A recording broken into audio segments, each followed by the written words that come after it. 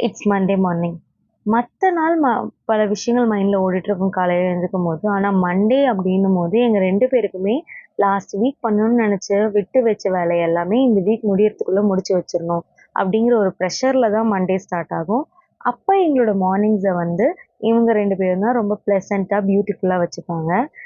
எங்களுக்கு வந்து கவர்மெண்ட்லேருந்து வர வேண்டிய பிரெக்னன்சி கிட் வந்து வந்துருச்சு. First kit.